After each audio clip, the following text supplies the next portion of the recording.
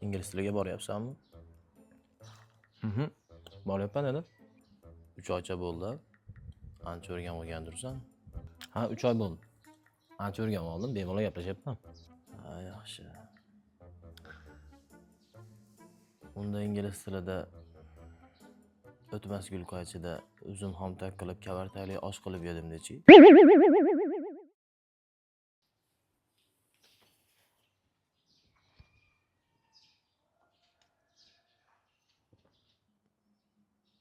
Dada.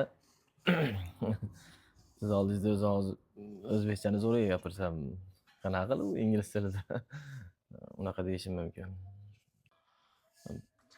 Pizza shirin ekan deb bersam bo'lmaydimi? Bo'l. Aytaman. Hop.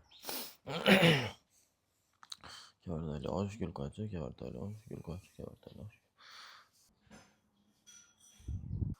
Toshkent Shevada aytayman, Jon Shevadami? Bu yer qayeri?